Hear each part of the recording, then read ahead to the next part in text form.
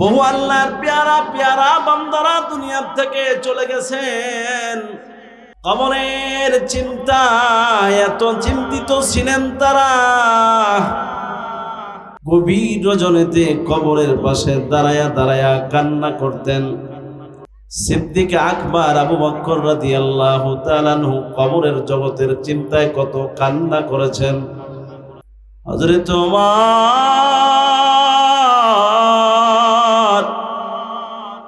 আশরায়ে মুবাশশারা জান্নাতের সুসংবাদ পানেওয়ালা, কবরের চিন্তায় হযরত ওমর এত কান্না এত কান্না।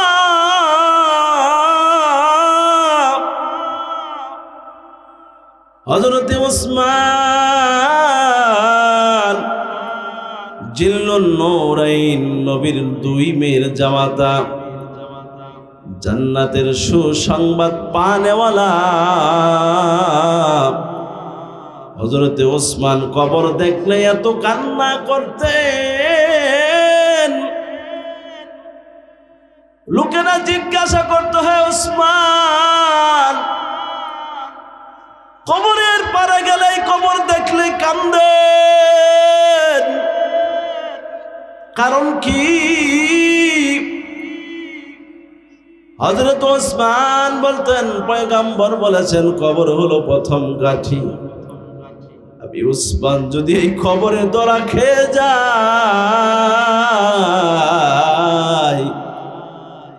বাকি সব কাঠি গোলাতে আমার ধরা খেতে হবে। এই জন্যই আমি কবর দেখলে কান্না করি। লোকেরা বলতেন, হে উসমান,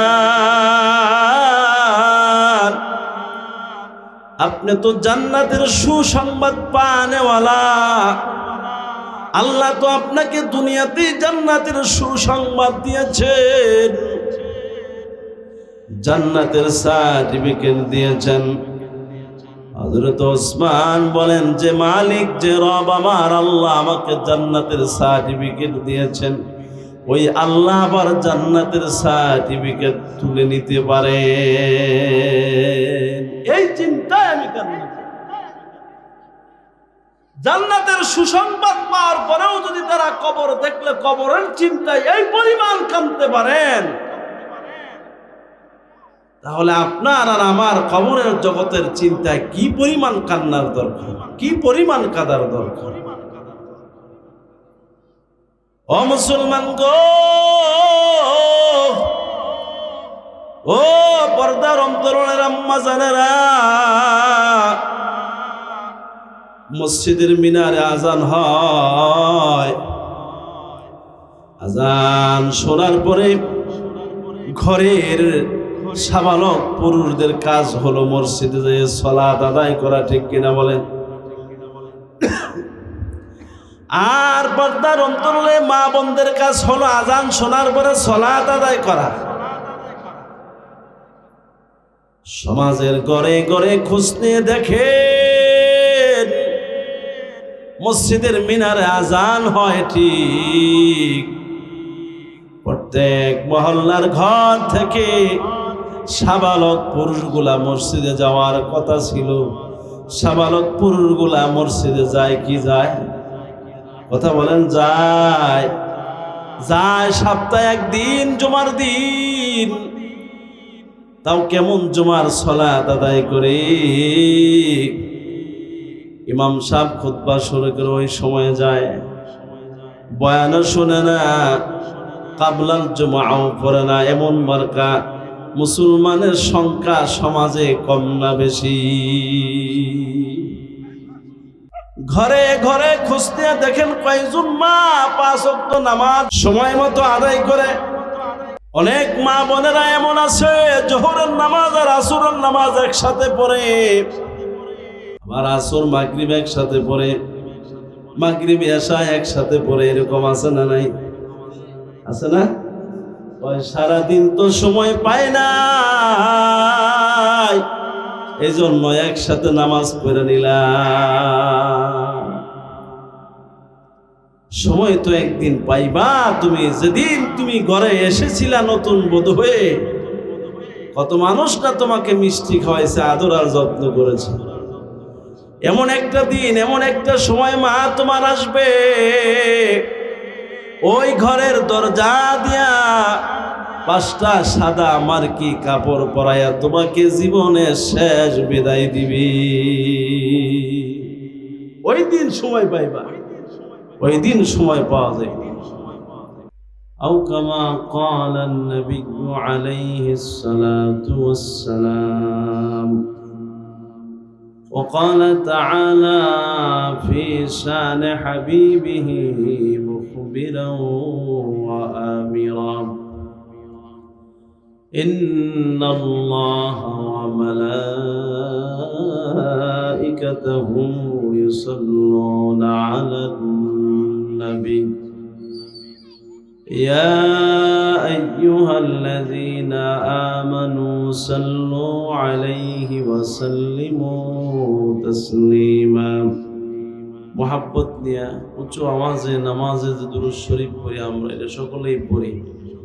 اللهم صل على محمد وعلى آل محمد كما صليت على إبراهيم وعلى آل إبراهيم إنك حميد مجيد اللهم بارك على محمد وعلى آل محمد كما باركت على إبراهيم وعلى آل إبراهيم إنك حميد مجيد দেখা দে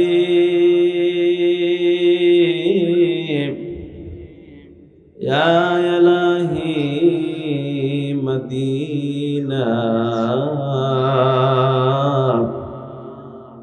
जिसमें दिनों रातों मौला तेरे रहमत की बरसती है बलगल उला बिकमालिही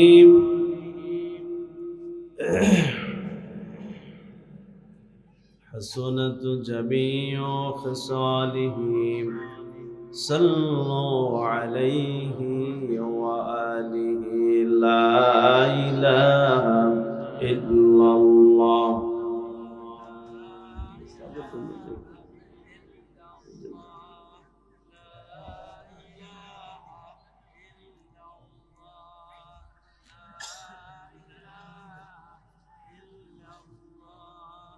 লা ইলাহা ইল্লাল্লাহ। জবানের মালিককে মুসলমানের আওয়াজ দিয়ে বলেন, জবানের মালিককে, সময়ের মালিককে, এখানে আসার তৌফিক দিয়েছেন কে, বাড়ি যাওয়ার তৌফিক দিবেন কে? সেই মহান আল্লাহর নামের জিকির মোহাব্বত নিয়ে করলে কষ্ট কারো অন্তরে আছে? একটু মোহাব্বত নিয়ে জিকির করেন, লা ইলাহা ইল্লাল্লাহ।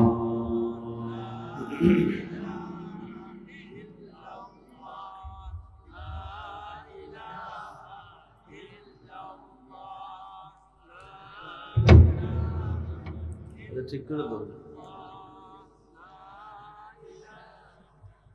টেবিল আর পিছাই দাও, আর পিছাও, আমার এদিকে নিয়ে আসো, মাইক কাছে ইল্লাল্লাহ লা ইলাহা ইল্লাল্লাহ। পিছাও, আর কি পিছাও, সবাই মিলে ইল্লাল্লাহ লা ইলাহা ইল্লাল্লাহ।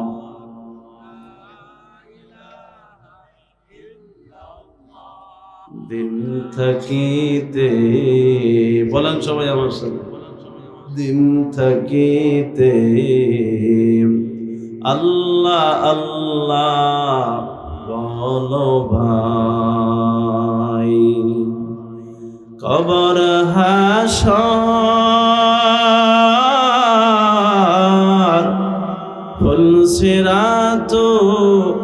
মিজানে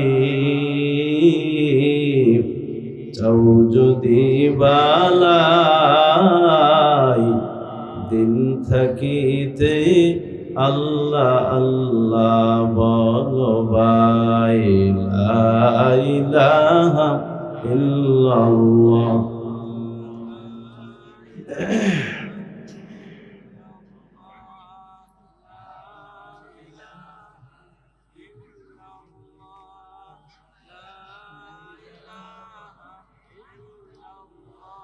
লা ইলাহা ইল্লাল্লাহ মুহাম্মাদুর রাসূলুল্লাহ সাল্লাল্লাহু আলাইহি ওয়াসাল্লাম। সুবহানাকা লা ইলমা লানা ইল্লা মা 'আল্লামতানা ইন্নাকা আনতাল আলিমুল হাকীম। رب اشرح لي صدري ويسر لي أمري واحلل عقدة من لساني يفقهوا قولي। তালিমুস সুন্নাহ মাদ্রাসা কর্তৃক আয়োজিত আজকের ইসলামী মহাসম্মিলনের মুহতারাম সভাপতি, উপস্থিত জাতির শ্রেষ্ঠ সন্তান হযরত উলামায়ে কেরাম, আমার সামনে উপবিষ্ট আল্লাহ পাকের আশিকিন জাকিরিন মুহিব্বিন বান্দাগণ, পর্দার অন্তরালের মা ও বোনেরা, মহান রব্বুল আলামিনের দরবারে লাখ কোটি শুকর ও সুজুদ যে মহান রব্বুল আলামিন আপনাকে আমাকে তীব্র ঠান্ডা কনকনা শীতের ভিতরে আরামের বিছনা ছেড়ে হক্কানি বুজুর্গ ও উলামায়ে কেরামদের নিসবতে সোহবতে সে মাগরিব থেকে রাত্রি 11টার উপরে বাজে আল্লাহ পাক আপনাকে আমাকে এত সময় পর্যন্ত ধৈর্যের সাথে বসে থাকার তৌফিক দান করেছেন। এজন্য সেই মহান মালিক মহান রব্বুল আলামিনের দরবারে কালিমাতুশ শুকর আদায় করি আমরা সকলেই পড়ে নেই আলহামদুলিল্লাহ। লক্ষ কোটি দুরূদ ও সালাম মানবতার মুক্তির সনদ নবী কুলের শিরোমণি বিশ্বনবী বিশ্বনেতা জনাবে মুহাম্মদুর রাসূলুল্লাহ সাল্লাল্লাহু আলাইহি ওয়াসাল্লামের উপর সকলেই পড়ে নেই সাল্লাল্লাহু আলাইহি ওয়াসাল্লাম। আল্লাহ, রাত্রি তো অনেক হয়ে গেছে, এখন লম্বা বয়ান আলোচনা করার সময় মনে হয় আর নাই।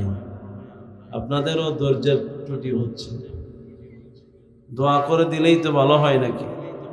দোয়া করে দিলে ভালো হয়। আমার শারীরিক অবস্থা এমন হচ্ছে, আমি আজকে ঢাকায় সকাল 6:10 বাসায় ফিরছি, ফজরের জামাত ধরতে পারিনি, আবার আপনাদের এখানে দৌড়ে আসছে, আবার আগামী দিন কত দূর যাইব। এই জন্য আমাদেরকে রাত্রে 11টা পর্যন্ত দিলে আমাদের অনেক কষ্ট হয়। 10টায় দিলে 11:30 পর্যন্ত মোনাজাত সহ নয় 12টাই বাজলো, তখন আপনাদের জোয়ার জুস থাকে, আমারও থাকে, বাকি এরপরে কিন্তু এনার্জি ফেল শরীরে আর থাকে না, বুঝেন নাই? এরপরে আরেকটা বিষয় হচ্ছে, বড় বড় সেমিনারে কথা বলার অভ্যাস হয়ে গেলে ছোট মানুষের মজমায় কথা বলাও একটু কষ্ট হয়ে যায়, বুঝতে পারছেন বিষয়টা? সব মিলেই তো যাই হোক, আল্লাহ পাক আমাদেরকে কিছু সময় যেন ধৈর্য নিয়ে মোনাজাত করে মুরব্বীদের জন্য, কবরওয়ালাদের জন্য, মা বাবার জন্য দোয়া করে যেন আল্লাহ আমাদেরকে বাড়ি যাওয়ার তৌফিক দান করে। সকলে বলেন আমিন। অল্প সময় চলবে, আধা ঘন্টা, আপনারা বসবেন ধৈর্য নিয়ে। কার কার মা নাই হাত তোলেন তো দেখি। কার কার বাবা নাই? মা নাই, বাবা নাই, এরকম অনেকে। আবার অনেকের একজন নাই, এরা বসে আছে, বাকি কিছু বাচ্চারা বাহিরে শব্দ করতেছে। বাচ্চাদের শব্দ একজনের মেহেরবানি করে বন্ধ করে দেয়, বাচ্চাদের আওয়াজটা বন্ধ করেন। রাত্রে 11টার পরে বাচ্চাদের আওয়াজ এটা বন্ধ করেন। মুরব্বীরা তো একজন দাঁড়ায় যায়। আল্লাহ, মা বাবা হারা আল্লাহর মুহাব্বতের বান্দারা বসে আছেন মা বাবার জন্য দোয়ার জন্য। যে মা বাবা তো কবরে চলে গেছে, তাদের জন্য একটু দোয়ার আমল হবে। আজকে যেভাবে হাত আপনারা উঠাইয়া দেখাইলেন যে আমার মা নাই, আমার বাবা নাই, এমন একটা দিন সময় আসবে আপনার সন্তান, আমার সন্তানও ওয়াজে যায়া যখন হুজুর বলবেন কার মা নাই বাবা নাই হাত উঠান, আপনার আমার সন্তানও হাত উঠাইয়া বলবে যে হুজুর আমার মা বাবা নাই। এমন একটা দিন সামনে আমাদের সন্তানেরও আছে, আমাদেরও কবর সামনে আছে না নাই? কথা বলেন, আছে না নাই? সবকিছুর ফিকির আমাদের ঠিকঠাক, সবকিছুর কি ফিকির আমাদের ঠিকঠাক। কবর, হাসর, মিজান, ফুলসিরাতের ফিকির আমাদের টুকটাক, ঠিক কিনা বলেন? সব ঠিকঠাক চলে। ঘরে বাজার ফুরাই গেলে বাজারের জন্য পাগল হয়ে যায়, টাকা ফুরাই গেলে টাকার জন্য পাগল, সংসারে অভাব আসলে এজন্য অস্থির, দুনিয়াবি পেরেশান যত আছে এগুলো আমাদের এর থেকে মুক্ত থাকার জন্য যত চেষ্টা আমাদের অব্যাহত আছে, আছে না? কিন্তু সামনে যে কবর আছে, হাসরের ময়দান আছে, মিজানের পাল্লার সামনে দাঁড়াতে হবে, ফুলসিরাত পাড়ি দিতে হবে। এই যে গাঠিগুলো আমাদের সামনে বড় বড় আছে, এটার ফিকির আমাদের একেবারেই কম। এটার ফিকির আমাদের কি একেবারেই কম, একেবারেই কম। আপনারা তো গ্রামের মানুষ, অনেকটাই ভালো আছে। আমরা যারা শহরে থাকি আমাদের অবস্থা বড় ভয়াবহ। রাস্তায় বাহির হওয়া, বাজার করা, বাহিরে চলাফেরা করা আমাদের জন্য খুব মুশকিল হয়ে গেছে, খুব মুশকিল সর্বক্ষেত্রে। আল্লাহ তাআলা আমাদের প্রত্যেককে কবরের ফিকির অন্তরে দান করেন, জোরে বলেন আমিন। পরকালের সাজে রঙ্গিল হয়ে সেজে গুজে আল্লাহর পেয়ারা হয়ে কবরে যাওয়ার তৌফিক দান করুন, জোরে বলেন আমিন। আমি লম্বা ভূমিকা খুতবা দেওয়ার সময় নেই, যেহেতু সময় কম, সংক্ষিপ্ত কিছু কথা বলবো। আমি আপনাদের সামনে কোরআনুল কারীমের একটি আয়াতে কারিমা তেলাওয়াত করেছি। নবী আলাইহিস সালাতু ওয়াস সালামের অসংখ্য হাদিসের বাণী থেকে একটি ছোট্ট পরিচিত মাশহুর হাদিস আপনাদের সামনে পেশ করেছি। এর উপরেই মুক্তাসার কথা বলে দোয়া করে আমিও বিদায় নিব, আপনারাও বিদায় নেবেন ইনশাআল্লাহ। আল্লাহ পাক যেন আমাকে তৌফিক দান করে, সকলে বলেন আমিন। ভূমিকা দেওয়ার সময় নেই, আমার তেলাওয়াত কিন্তু আয়াতের রব কি বলে, ইয়া আইয়ুহাল্লাযীনা আমানুত্তাকুল্লাহ, হে ঈমানদারগণ, বান্দা বান্দি, তোমরা আমি আল্লাহকে ভয় করো। ইত্তাকুল্লাহ, কার ভয়? একটু আওয়াজ দিবেন আপনারা আমার সাথে। ইত্তাকুল্লাহ, কার ভয়? আল্লাহর ভয়। এটা কোন জায়গায় রাখবেন? চোখে, কানে না অন্তরে? এটা রাখার জায়গা কোন জায়গায়? কথা বলেন, কোন জায়গায়? ও মুসলমান ইমানদার, ও পর্দার অন্তরণের মা, আল্লাহ পাক রব্বুল আলামিন কোরআনুল কারীমের শুধুমাত্র এই আয়াতের মধ্যে ইত্তাকুল্লাহর বয়ান করে নাই, অসংখ্য আয়াতের মধ্যে আল্লাহ তাআলা আল্লাহর ভয়ের আলোচনা করেছেন। আল্লাহ তাআলা তার ভয়ের আলোচনা অসংখ্য জায়গায় করেছেন। এর কারণ আছে না নাই? কথা বলেন, কারণ আছে না নাই? আল্লাহ তাআলা বলেন, আমার বান্দার অন্তরে যদি আমি আল্লাহর ভয় ঢুকাইতে পারি, আমি আল্লাহর ভয়ের জায়গা যদি আমার বান্দা তার অন্তরে জায়গাটা বানায়া দিতে পারে, তাফসীর ইবনে আব্বাসের মধ্যে আসছে ইত্তাকুল্লাহর এক নাম্বার ব্যাখ্যা হলো যে বান্দা আল্লাহর ভয় অন্তরে ঢুকাইছে তো ওই বান্দা আল্লাহ তাআলার হুকুমের বাহিরে কোনো কাজ করতে পারবে। অন্তরে কার ভয়? কথা বলেন, কার ভয়? দুনিয়ার সরকারের ভয় যদি অন্তরে থাকে তাহলে সরকারের আইন অমান্য করার সাহস দেশের মানুষ পায়। কার ভয়? সরকারের ভয়ের কারণে সরকারের আইন অমান্য করতে কেউ সাহস পায় না। দুনিয়ার সরকারের মতো কি আমার আল্লাহ? কথা বলেন। সমস্ত সরকারের সরকারকে, সমস্ত মালিকের মালিককে, সমস্ত বিচারকের বিচারককে আলাইসাল্লাহু বিআহকামিল হাকিমিন।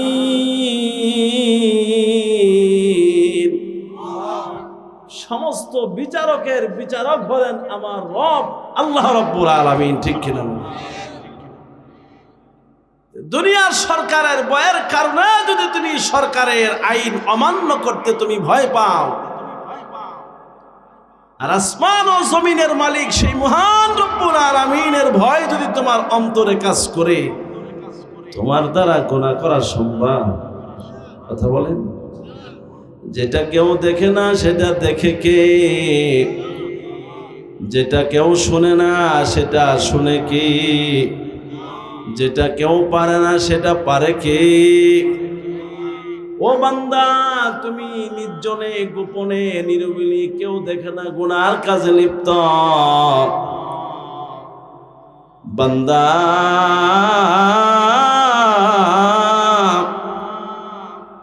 তোমার অন্তরে যদি আল্লাহর ভয় থাকে, ইত্তাকুল্লাহ, আল্লাহর ভয়ের জায়গা যদি তোমার অন্তরে থাকে, নির্জনে নিরিবিলি গুনার কাজে তুমি লিপ্ত হইতেছো, আল্লাহর ভয় থাকার কারণে নির্জনে নিরিবিলি কেউ না দেখলেও ওই জায়গায় তুমি কখনোই গুনাহ করতে পারবা না। কারণ যেটা কেউ দেখে না সেটা দেখে কে? আল্লাহ। যত নাফরমানি অন্যায় গুনাহ আমাদের দ্বারা হয় আল্লাহর ভয় না থাকার কারণে। কিসের কারণে হয়? আল্লাহর ভয় না থাকার কারণে। ওয়াইত্তাকুল্লাহ, এই তাকওয়া কেমনে অর্জন করবা? এটা দুই কাজের মাধ্যমে প্রমাণিত করা যায়। কয় কাজের মাধ্যমে? ইত্তাকুল্লাহ, আল্লাহর ভয় যে তোমার অন্তরে মুমিন মুসলমান ও পর্দার অন্তরের মা আছে কিনা, এটা দুইটা কাজের মাধ্যমে তুমি প্রমাণিত করতে পারবা। মুফাসসির ইকরাম বলেন, এক নাম্বার হলো যার অন্তরে ইত্তাকুল্লাহ আল্লাহর ভয় আছে, ওই বান্দা কখনোই কোনো গুনার কাজ করতে পারবে না। এটা হলো এক নাম্বার গুণ। ইত্তাকুল্লাহর এক নাম্বার গুণ, কখনোই সে গুনার কাজ করতে পারবে না। গুনার কোনো কাজের কাছেও সে যাইতে পারবে না, কারণ ভয় কার অন্তরে আছে? কথা বলেন, কার ভয় অন্তরে আছে? আল্লাহর ভয় অন্তরে আছে। দুই নাম্বার, ইত্তাকুল্লাহর ব্যাখ্যা হলো বান্দা কোন নেক আমল ছাড়তে পারবে না। আল্লাহর ভয়ের দুই নাম্বার ব্যাখ্যা হলো, এক নাম্বার ব্যাখ্যা হলো গুনাহ করতে পারবে না, দুই নম্বর ব্যাখ্যা হলো বান্দা কোন নেক আমল ছাড়তে পারবে। এই দুইটা গুণ যদি কোনো মানুষের অন্তরে থাকে তাহলে ওই মানুষটা মুমিন বলতে যদি কেউ স্বীকৃতি দেয় কোনো অসুবিধা আছে? কথা বলেন, আছে? যে মানুষটা কোনো গুনার কাজ করে, কোন নেক আমল ছাড়ে না। আরে কেমন গুণওয়ালা মানুষ!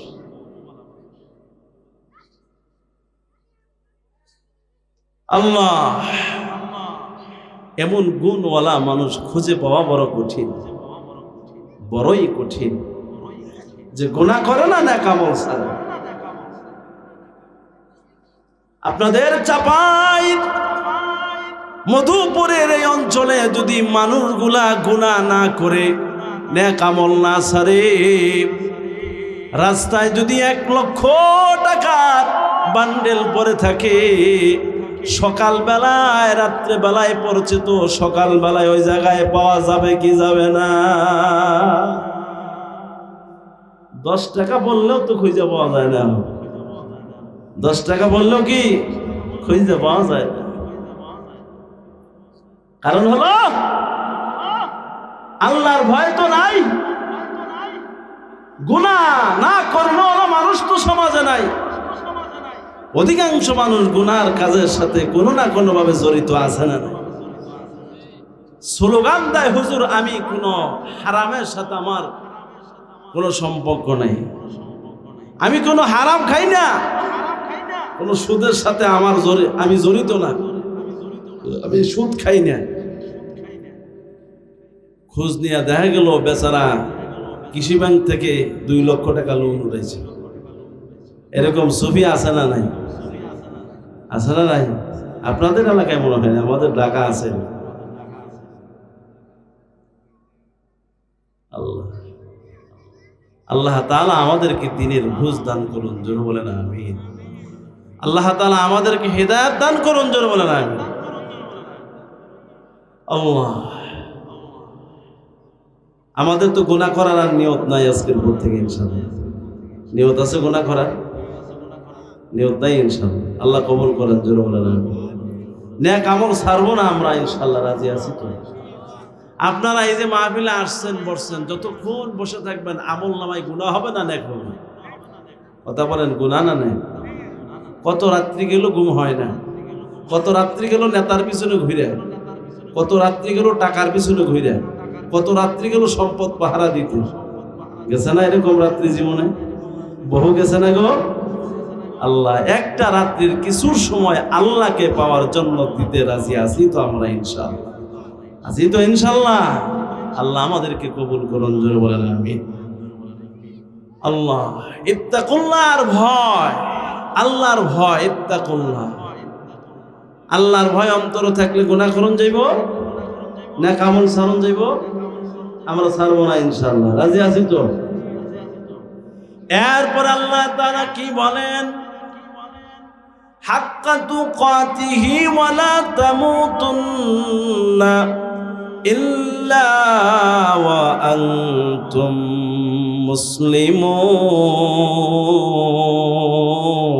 মুসলিমুন। প্রকৃত মুসলমান না হইয়া তোমরা মইরো না। প্রকৃত মুসলমান না হইয়া কি করো না? মইরো না। কারণ আছে না? না কারণ আছে না? প্রকৃত মুসলমান না হইয়া যদি কেউ কবরে যায়, কবরের হালত ভালো হবে না খারাপ হবে?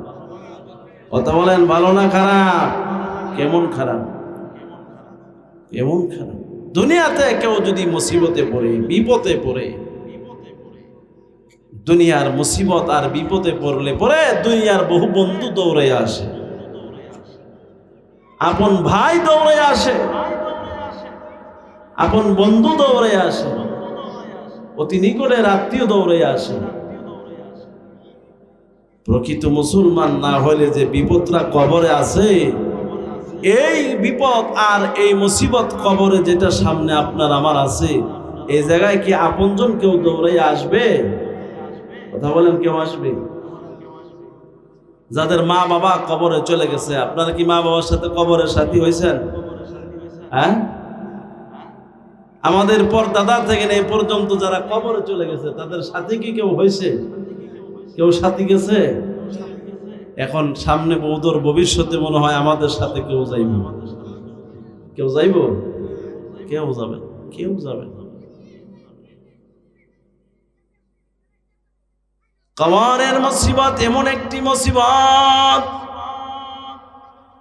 ও আল্লাহর বান্দা নবীর উম্মত,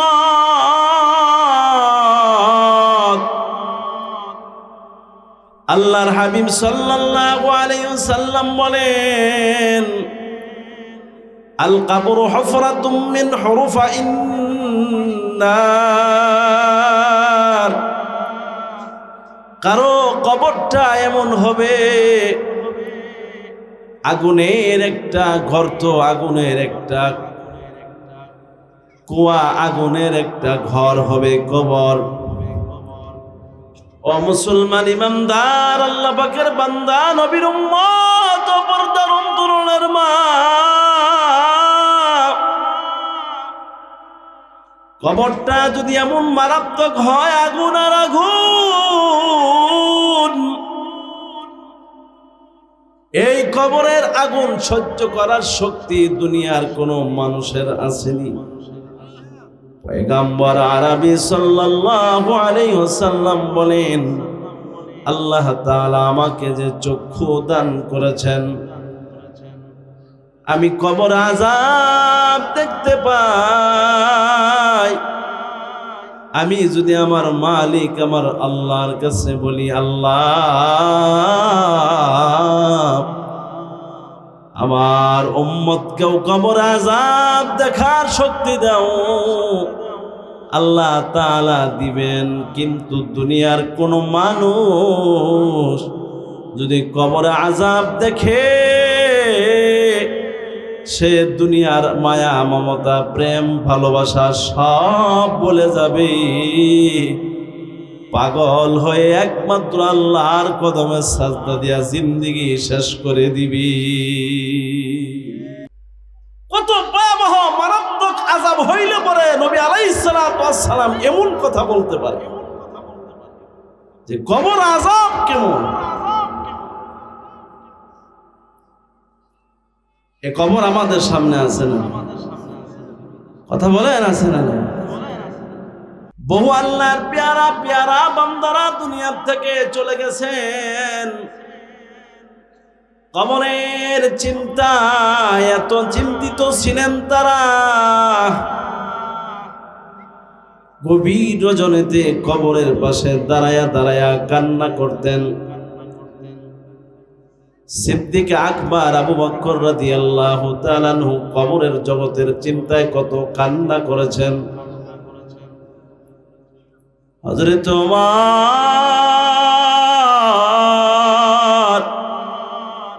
আশরায়ে মুবাশশারা জান্নাতের সুসংবাদ পানেওয়ালা, কবরের চিন্তায় হযরত ওমর এত কান্না, এত কান্না।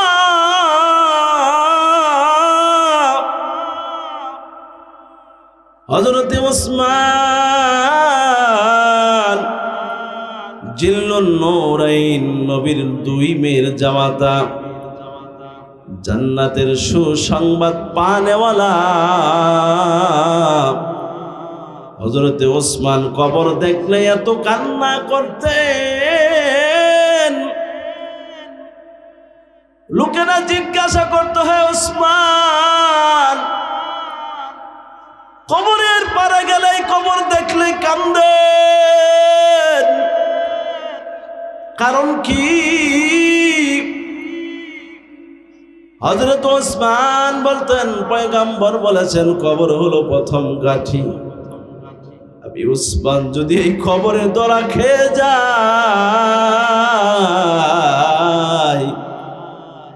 বাকি সব গাঠি গোলাতে আমার ধরা খেতে হবে। এই জন্যই আমি কবর দেখলে কান্না করি। লোকেরা বলতেন, হে ওসমান, আপনি তো জান্নাতের সুসংবাদ পানেওয়ালা, আল্লাহ তো আপনাকে দুনিয়াতেই জান্নাতের সুসংবাদ দিয়েছেন, জান্নাতের সার্টিফিকেট দিয়েছেন। হযরত ওসমান বলেন, যে মালিক, যে রব আমার আল্লাহ আমাকে জান্নাতের সার্টিফিকেট দিয়েছেন, ওই আল্লাহ আবার জান্নাতের সার্টিফিকেট তুলে নিতে পারে। এই চিন্তায় আমি কান্না। জান্নাতের সুসংবাদ পাওয়ার পরেও যদি তারা কবর দেখলে কবরের চিন্তায় এই পরিমাণ কাঁদতে পারেন, তাহলে আপনার আর আমার কবরের জগতের চিন্তায় কি পরিমাণ কান্নার দরকার, কি পরিমাণ কাঁদার দরকার। ও মুসলমান গো,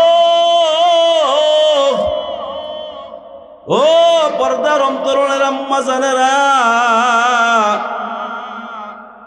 মসজিদের মিনারে আজান হয়, আজান শোনার পরে ঘরের সাবালক পুরুষদের কাজ হলো মসজিদে যেয়ে সালাত আদায় করা, ঠিক কিনা বলেন?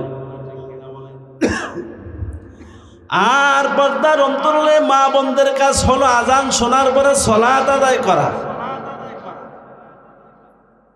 সমাজের ঘরে ঘরে খোঁজ নিয়ে দেখে মসজিদের মিনারে আজান হয় ঠিক, প্রত্যেক মহল্লার ঘর থেকে সাবালক পুরুষগুলা মসজিদে যাওয়ার কথা ছিল। সাবালক পুরুষগুলা মসজিদে যায় কি যায়? কথা বলেন, যায়? যায় সপ্তাহে একদিন জুমার দিন, তাও কেমন জুমার সালাত আদায় করে ইমাম সাহেব খুতবা শুরু করে ওই সময়ে যায়, বয়ানও শুনে না, কাবলাল জুমাও পড়ে না। এমন মার্কা মুসলমানের সংখ্যা সমাজে কম না বেশি?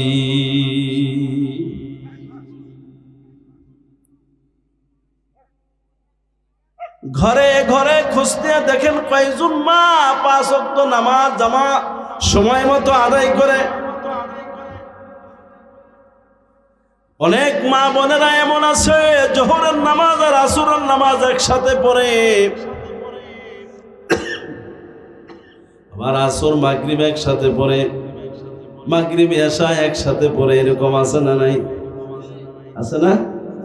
ওই সারাদিন তো সময় পায় না, এই জন্য একসাথে নামাজ পড়ে নিলাম। সময় তো একদিন পাইবা তুমি, যেদিন তুমি ঘরে এসেছিলা নতুন বধূ হয়ে, কত মানুষটা তোমাকে মিষ্টি খাওয়াইছে, আদর আর যত্ন করেছে। এমন একটা দিন, এমন একটা সময় মা তোমার আসবে, ওই ঘরের দরজা দিয়া 5টা সাদা মার্কি কাপড় পরাইয়া তোমাকে জীবনের শেষ বিদায় দিবি। ওই দিন সময় পাইবা, ওই দিন সময় পাওয়া যায়। পর্দার বয়ান তো করাই যায় না। তো হুজুর তো পর্দার বয়ান করছে, আমাদের জানা নাই তো পর্দা আছে। দরজায় পর্দা আছে, বাড়ির চতুর্পাশে বাউন্ডারি আছে, গেট আছে, পর্দার কমতি কি আছে? যুক্তি দেনওয়ালা মা আছে না নাই? আমি বোরকা না পরলে কি হবে? আমার মনের ভিতরে বোরকা পরা একটা পর্দা আছে, বললেওয়ালা নারী সমাজে আছে না নাই? মনের পর্দা বড় পর্দা। একজন গান গাইছে, মনের পর্দা বড় পর্দা। এখন জেলে আছে, আগামী দিন তার এলাকায় আমার মা। মনের পর্দা বড় পর্দা বলে, নাউজুবিল্লাহ বলেন। নামাজ যেভাবে আল্লাহ তাআলা ফরজ বিধান করে দিয়েছি, মা বন্ধের উপরে পর্দার ফরজ বিধান আল্লাহ এরকম করে দিয়েছেন কিনা বলেন? নামাজ যেরকম ফরজ, পর্দাও তো এরকম ফরজ না কম?